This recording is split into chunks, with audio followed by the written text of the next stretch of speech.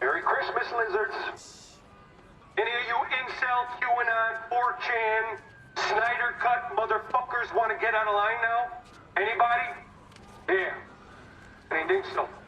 Imagine for a moment that you're Netflix and that you've been facing declining viewership for the last few years. What would you do to guarantee that viewership across your platform goes up? I sell drugs to the community. Well, the answer for them was to give director Zack Snyder tons of money so that he can write and direct his own straight-to-Netflix movies, allowing him to have total creative control over his projects, letting him bring his visions to life unencumbered by studio interference. Sounds like a great idea, right? What could possibly go wrong?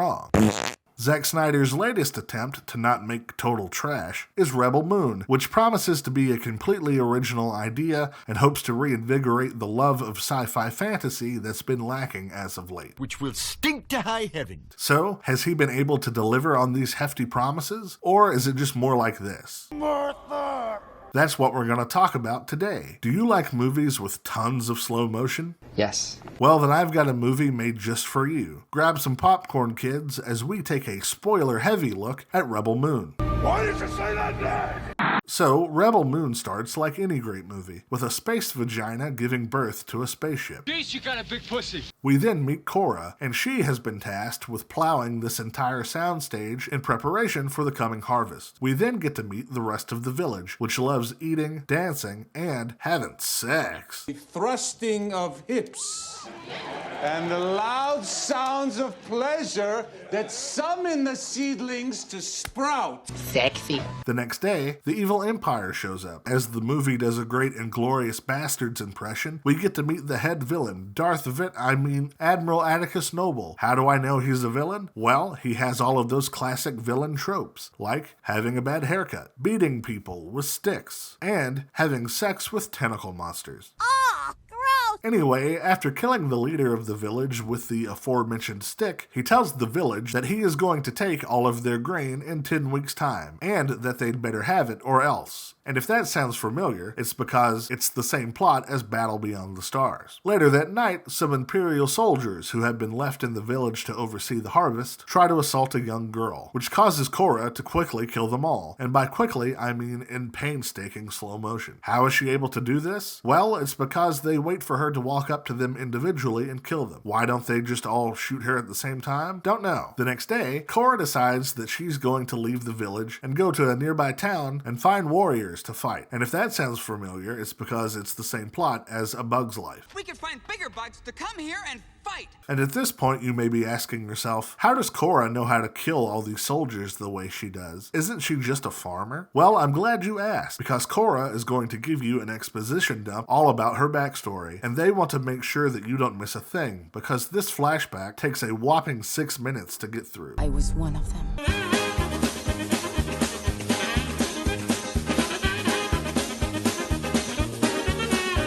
In summary, we learn that her home planet was wiped out by an evil man who adopted her as a daughter and made her a killing machine. I've seen this one. This is a classic. Then the movie thinks it's Star Wars.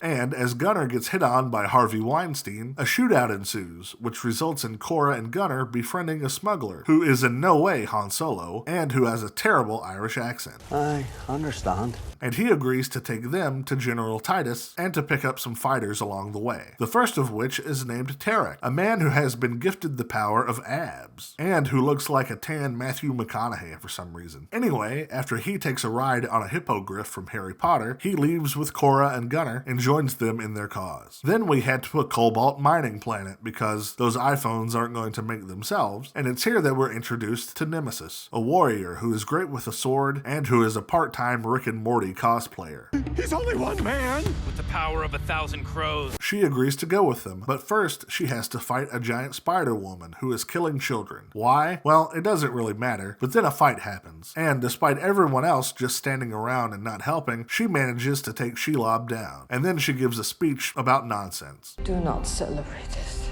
There's no honor in this. This could easily be any of you lying here. Right. We then go to another planet and finally meet General Titus, who is played by Djimon Hounsou, who apparently never left the Colosseum at the end of Gladiator after all, and who seems to be having a bit of a hard time in life. But hey, that's nothing a vigorous scrubbing can't fix. What about my ball sack? Then we go to another planet, the 5th so far, and we then get to see a poorly rendered CGI spaceship land on a blue screen soundstage. And it's here that we meet King Levitica, whose planet is neutral in the Galactic Civil War, and who has dealt with rebels in the past, and agrees to call the rebels so that they can meet with Korra and the crew. And if you thought the effects were bad before, check this out. Anyway, the rebels agree to fight with Korra and they head off to get supply. Then, back on the Imperial spaceship, an orc from Lord of the Rings brings a prisoner on board who knows where to find the rebels, and he tells Admiral Noble that King Levitica has been helping the rebels all along. So naturally, being evil, Noble kills the prisoner and destroys Levitica's planet. We then end up on the final planet in the movie, thank God, at a supply depot, and it's here that the most obvious twist ever conceived happens, and Charlie double-crosses everyone.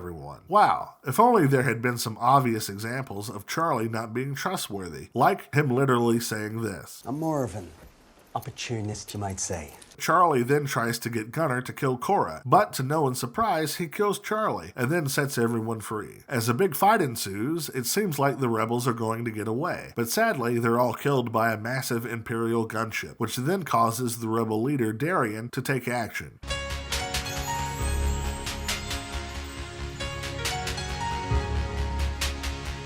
He then jumps in front of a blue screen and onto a poorly rendered CGI spaceship, killing the pilot but dying in the process. Then we get the privilege of seeing the greatest performance ever captured on film.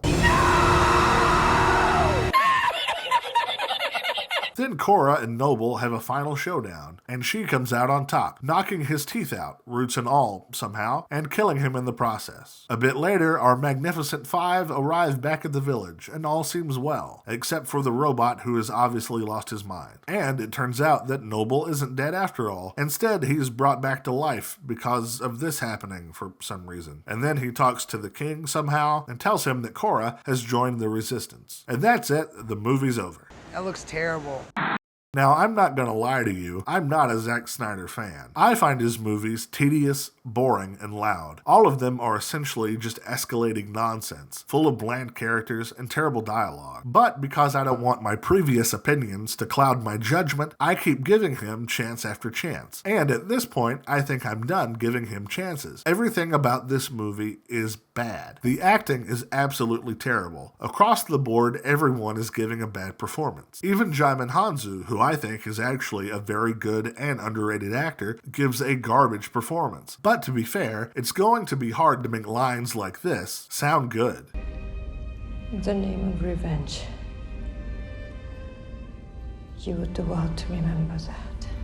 And that is a glaring example of why Zack Snyder should not be writing movies. Something else he shouldn't be doing is being a cinematographer, because this movie looks terrible. The lighting is inconsistent and literally changes from shot to shot. And what's with the shallow depth of field? Who would ever look at this and say, "It looks great"? So, at the end of the day, would I recommend this movie? Absolutely not. This is one of the worst movies I've seen in a very long time. And I'm sure by saying this, I'm making people mad. But nothing that anyone can say to me will change the fact that this movie is laughably bad. This whole thing stinks! I suppose the only good thing that can come from this is that people start to realize that Zack Snyder is a hack. He deserves to be forgotten, and so does this movie.